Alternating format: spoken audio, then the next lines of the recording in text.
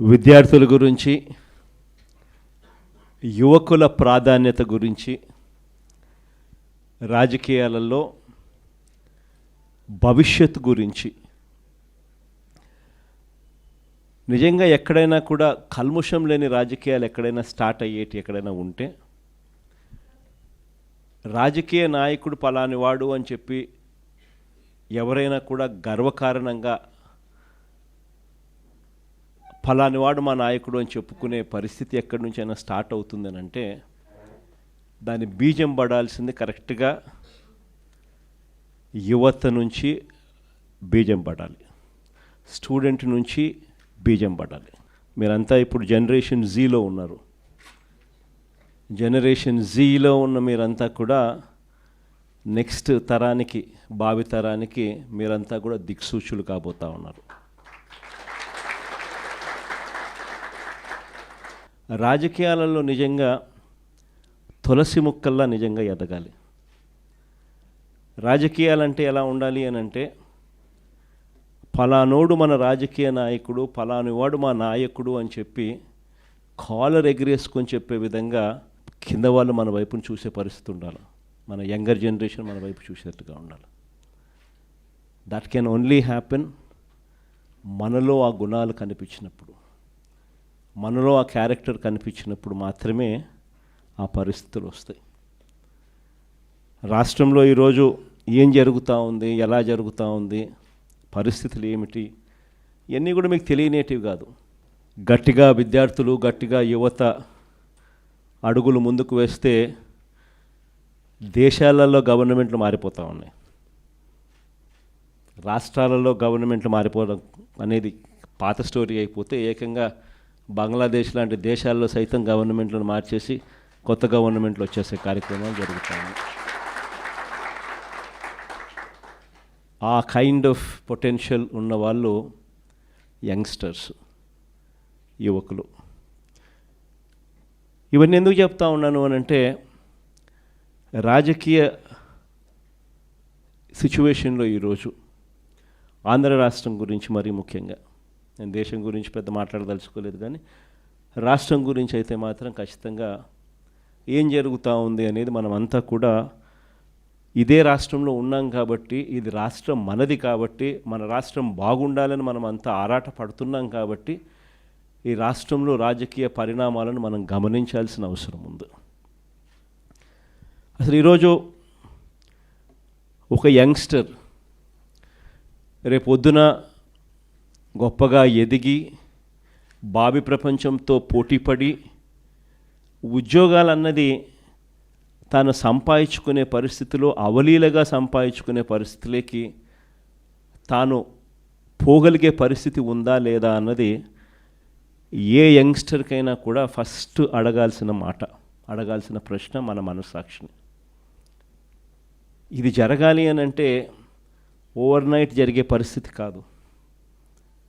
ఒక ప్రణాళికాబద్ధంగా ఒక లీడర్ అనే వ్యక్తి, ఒక నాయకుడు అనే వ్యక్తి తాను వేసే ప్రతి అడుగు కూడా, ఈరోజు ఒక అడుగు వేస్తే అది చెట్టు కావడానికి, ఈరోజు వేసే విత్తనం ఒక చెట్టు కావడానికి, ఆ విజన్ ట్రాన్స్లేట్ కావడానికి 10-15 సంవత్సరాలు మినిమం పడుతుంది. కానీ ఆ 10-15 సంవత్సరాల తర్వాత ఈరోజు వేసే విత్తనం కన్నా సరిగ్గా వేయకపోతే, ఈరోజు వేసే విత్తనం కన్నా సరిగ్గా కరెక్ట్ అయిన విత్తనం వేయకపోతే మాత్రం 10 సంవత్సరాలు 15 సంవత్సరాల తర్వాత కూడా మన బ్రతుకులు మారవు, ఇదే మాదిరిగానే ఉంటాం. మనం లీడర్లుగా కాబోతా ఉన్నప్పుడు మనం చేయాల్సింది ఏమిటి అని అంటే, అలాంటి విత్తనాలు వేసే ఆలోచనలు మన బుర్రలో కదలాలి. ఈరోజు విద్యారంగం చూస్తే మన ప్రభుత్వ హయాంలో ఎలాంటి అడుగులు పడ్డాయి, మన ప్రభుత్వం పోయిన తర్వాత ఈ 18 నెలల కాలంలో ఎలాంటి అడుగులు పడతా ఉన్నాయని చెప్పి ఒకసారి గమనించాల్సిన అవసరం చాలా ఉంది. ఎందుకనంటే ఒకసారి తేడాగా గమనించినట్లయితే, మనము యంగ్స్టర్స్గా మన పాత్ర అన్నది ఎంత క్రిటికల్ అన్నది గుర్తుపెట్టుకుంటాం. కారణం ఏంటంటే, మనం మార్చకపోతే ఈ వ్యవస్థ మారదు. మనం మార్చడానికి అడుగులు ముందుకు వేస్తేనే ఈ వ్యవస్థ మారుతుంది. మనం చూసేసి ఉన్నట్టు వదిలేసినామనంటే ఈ వ్యవస్థ ఎప్పటికీ లాగానే ఉంటుంది. మొట్టమొదటిసారిగా అడుగులు పడింది నిజంగా మన టైంలో పడ్డాయని చెప్పి మాత్రం నేను గర్వంగా చెప్పగలుగుతాను.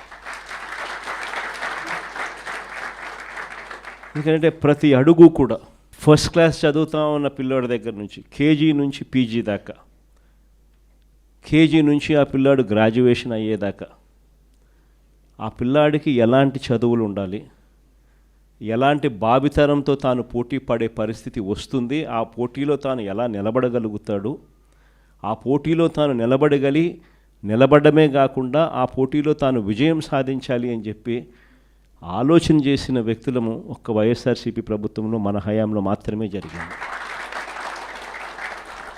మామూలుగా స్టూడెంట్స్ గురించి ఏ నాయకుడు, ఏ రాజకీయ నాయకుడు ఆలోచన చేయడు, ఎందుకంటే వాళ్ళకు ఓటు హక్కు లేదు కదా అనేది ఫస్ట్. కానీ వాళ్ళే రేపొద్దున భవిష్యత్తు అని ఆలోచన చేయగలిగిన వాడు మాత్రమే రాజకీయ నాయకుడు కాదు, లీడర్ అవుతాడు. అలాంటి అడుగులు పడింది వైఎస్ఆర్సీపీ అని నేను గొప్పగా చెప్పగలుగుతా. మొట్టమొదటి అడుగులు ఇంగ్లీష్ మీడియం వైపుల అడుగులు పడ్డాయి. బడులు మార్చాలి, గవర్నమెంట్ బడులలో చదివే పిల్లలు కాంపిటేటివ్గా ఒక ఆస్పిరేషన్గా ఎవరైనా కూడా why should anybody go to Narayana, why should anybody go to Chaitanya, why should anybody go to any private పెద్ద స్కూలు. మన గవర్నమెంట్ స్కూళ్ళు ఎందుకు అలా లేవు, మన గవర్నమెంట్ స్కూళ్ళు ఎందుకు ప్రైవేట్ స్కూళ్ళతో పోటీ పడే పరిస్థితి ఎందుకు లేదు, గవర్నమెంట్ స్కూళ్ళ ప్రైవేట్ స్కూళ్ళతో పోటీ పడే పరిస్థితి వచ్చినప్పుడు, లేదా ప్రైవేట్ స్కూల్సే గవర్నమెంట్ స్కూల్స్తో పోటీ పడే పరిస్థితి తీసుకొచ్చినప్పుడు అప్పుడు పేదవాడి జీవితం బాగుపడుతుంది అన్నది మొట్టమొదటి సీడ్ అక్కడి నుంచి పడింది. ఆ సీడ్లో భాగంగా వేగంగా అడుగులు మార్చాం. మొట్టమొదటిసారిగా ఇంగ్లీష్ మీడియం తీసుకొచ్చాం, mandatory English medium, compulsory English medium స్కూల్స్గా ఇంగ్లీష్ మీడియం స్కూల్స్ మార్చాం. 3వ తరగతి నుంచే టోఫుల్ను ఒక పీరియడ్గా తీసుకొచ్చినాం. 3వ తరగతి నుంచే సబ్జెక్ట్ టీచర్ కాన్సెప్ట్స్ని తీసుకొచ్చినాం. ప్రతి పిల్లాడి చేతిలోనూ ఆక్స్ఫర్డ్ డిక్షనరీ కూడా బుక్కులతో పాటు ఇచ్చినాం, తెలుగు టు ఇంగ్లీష్ ట్రాన్స్లేషన్కు ఫెసిలిటేట్ చేస్తూ. ప్రతి పిల్లాడికి కూడా 8వ తరగతికి వచ్చేసరికి ట్యాబులు చేతిలో పెట్టి ఆ పిల్లాడిని గొప్పగా ప్రైవేట్ స్కూల్స్తో కన్నా ఇంకా బెటర్ ఎడ్యుకేషన్ ఇచ్చే విధంగా అడుగులు వేయించే కార్యక్రమం చేసాం. ఇంగ్లీష్ మీడియం కాదు, సిబిఎస్ఈ కాదు, ఏకంగా ఐబీని తీసుకొచ్చి మన గవర్నమెంట్ స్కూల్లో మన పిల్లలకు పరిచయం చేసాం. ఐబీ వాళ్ళు జెనీవా నుంచి వచ్చి మన స్టేట్ గవర్నమెంట్తో పనిచేయడం మొదలుపెట్టారు. 2025 first class, 2026 second class, 2027 third class and so on and so fourth పెట్టుకుంటూ 2035కి వచ్చేసరికి మన పిల్లలు 10th క్లాస్ ఎగ్జామ్ ఐబీలో రాసే విధంగా ఐబీ జెనీవా వచ్చి స్టేట్ గవర్నమెంట్తో పనిచేయడం మొదలుపెట్టింది. ఎందుకు ఇవన్నీ జరిగాయి? కారణం ఏమిటి అని అంటే, ఆ స్థాయి ఎడ్యుకేషన్ కన్నా మన పిల్లలకు కన్నా మనం కన్నా ఇవ్వగలిగితే, మన పోటీ అనేది మన ఆంధ్ర కాదు, మన పోటీ అనేది ప్రపంచం మొత్తము తో మన పిల్లలు పోటీ పడేటప్పుడు ఆ ప్రపంచంతో పోటీ పడే చదువులు మన పిల్లలకు అక్కడి నుంచి స్టార్ట్ అవుతున్నాయా లేదా అన్నది ది మోస్ట్ ఇంపార్టెంట్ ఆస్పెక్ట్ అవుతుంది. అక్కడి నుంచి వ్యవస్థను మార్చుకోవచ్చు. సరే, గోరు ముద్ద ఇటువంటి అన్నీ కూడా చిన్న చిన్న మార్పులే అయినా కూడా నాడు నేడుతో శ్రీకారం చుట్టి అమ్మఒడి అనే పథకంతో పిల్లలను బడికి పంపించేదానికి తల్లులను మోటివేట్ చేస్తూ 75% అటెండెన్స్ను కూడా ఖచ్చితంగా మ్యాండేటరీగా తీసుకొస్తూ అక్కడి నుంచి స్టార్ట్ చేసిన మార్పులు అలా ముందుకు పోతూ హైయర్ ఎడ్యుకేషన్లోకి కూడా తీసుకుని పోయాం. మొట్టమొదటిసారిగా హైయర్ ఎడ్యుకేషన్లో జాబ్ ఓరియంటెడ్ కరికులంను తీసుకొచ్చింది ఒక వైఎస్ఆర్సీపీ హయాంలోనే తీసుకొచ్చినాం. మొట్టమొదటిసారిగా మన చదువుల్లో లేనిదేమిటి, వెస్ట్రన్ చదువుల్లో అడ్వాన్స్డ్ కంట్రీస్లో ఉన్న చదువుల్లో ఉన్నదేమిటి అని మొట్టమొదటిసారిగా బేరీజు వేశాం. అక్కడ ఉన్న కోర్సులు ఇక్కడ ఎందుకు లేవు, ఎందుకు డిగ్రీ అన్నది ఇక్కడ నామకే వాస్తే చదువుగా ఉంది, ఎందుకు అక్కడ డిగ్రీ అనేది ఎందుకు వాల్యూ అనేది ఉన్నది అని చెప్పి అసెస్మెంట్ జరిగింది. ఎడెక్స్ అని చెప్పి ఒక సంస్థని తీసుకొని వచ్చి ఐవీ లీగ్ కాలేజెస్ అంటే ఈ స్టాన్ఫర్డు, ఎంఐటి, ఇవే కాకుండా ఎల్ఎస్సి ఇటు పెద్ద పెద్ద యూనివర్సిటీస్ అన్నిటితో కూడా వాళ్ళ ఆన్లైన్ వాళ్ళ చదువులు, వాళ్ళ సర్టిఫికెట్లు, వాళ్ళ డిగ్రీలు మన కోర్సులో కరికులంలో భాగం చేస్తూ సర్టిఫికెట్లు కూడా వాళ్ళ దగ్గర నుంచి వచ్చేట్టుగా, క్రెడిట్స్ వాళ్ళు ఇచ్చేట్టుగా భాగస్వాములను చేస్తూ ఎడెక్స్ ద్వారా మన డిగ్రీలో కరికులంలో ఆన్లైన్ ద్వారా పార్ట్ చేస్తాం. ఇది మొట్టమొదటి మార్పు. డిగ్రీలో క్వాలిటీ ఇంప్రూవ్ చేస్తూ మొట్టమొదటిసారిగా డిగ్రీలో మ్యాండేటరీ ఇంటర్న్షిప్ తీసుకొచ్చినాం.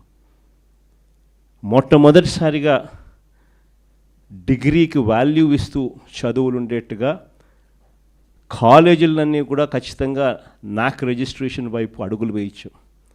మనం రాకమునుపు ఎన్ని కాలేజీలు తెలుసా నాక్ రిజిస్ట్రేషన్ ఉన్నది? 257 కాలేజీలు 2019 నాటికి నాక్ రిజిస్ట్రేషన్లో ఉంటే, మనం వచ్చిన తర్వాత నాక్ రిజిస్ట్రేషన్ కాలేజీలు 2024 ఫిబ్రవరి నాటికల్లా 437 కాలేజీలకు తీసుకొని పోయినాం.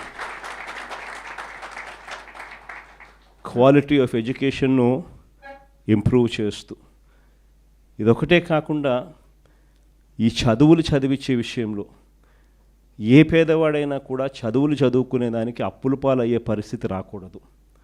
ఏ కుటుంబమైనా కూడా తన పిల్లల్ని చదివించడం భారం అని చెప్పి ఏ తల్లి తండ్రి కూడా ఫీల్ కాకూడదు. ఏ తల్లి తండ్రి కూడా అప్పుల పాలై తమ పిల్లల్ని చదివించడం భారమై ఆ చదువులు మానేసే పరిస్థితిలోకి రాకూడదు అనే ఉద్దేశంతో మొట్టమొదటిసారిగా ఇంతకు ముందు గవర్నమెంట్లో లేనిది పూర్తి ఫీజు రీయింబర్స్మెంట్ పథకాన్ని తీసుకొచ్చింది ఒక్క వైఎస్ఆర్సీపీ ప్రభుత్వంలోనే తీసుకొచ్చాం. దీనికోసం ఏకంగా 12,000 కోట్ల రూపాయలు ఉట్టి ఫీజు రీయింబర్స్మెంట్ పథకంలో మనం పెట్టిన ఖర్చు కేవలం విద్యా దీవెన అన్న ఒకే ఒక పథకం మీద 12,609 కోట్లు ఖర్చు చేసినాం. కేవలం విద్యా దీవెన అని ఒకే ఒక పథకం మీద. ప్రతి త్రైమాసికం అయిపోయే లోపల, ఈ త్రైమాసికం అయిపోయిన వెంటనే మళ్ళీ నెక్స్ట్ త్రైమాసికంలో పడేసరికే ఆ మంత్లో జనవరి, ఫిబ్రవరి, మార్చ్ అంటే ఏప్రిల్లో వెరిఫికేషన్ చేసి మేలో జనవరి, ఫిబ్రవరి, మార్చికి సంబంధించిన ఫీజులు తల్లుల ఖాతాల్లోకి వేసే కార్యక్రమం చేసాం.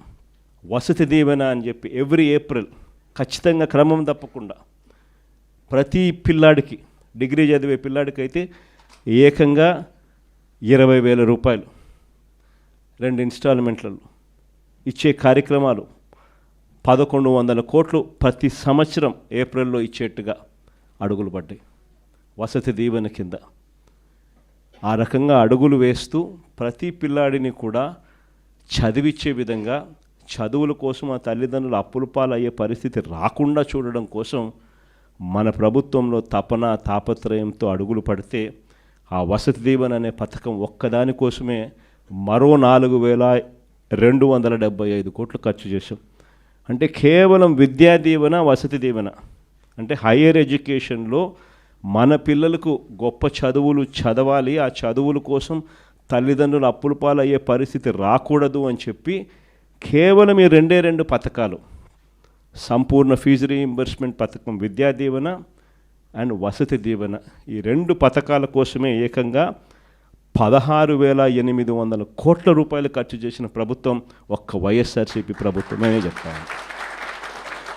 దీనివల్ల ఏమవుతుంది అని అంటే, ఎవరైనా కూడా, మరీ ముఖ్యంగా పేదవాడు, మధ్యతరగతి వాళ్ళు, వీళ్ళెవ్వరికీ కూడా ఫీజులు కట్టలేక చదువులు మానేసే పరిస్థితి ఏ ఒక్కరికి రాకుండా చేసి అడుగులు పడ్డాయి. కానీ ఈరోజు ఏం జరుగుతూ ఉంది? ఇవన్నీ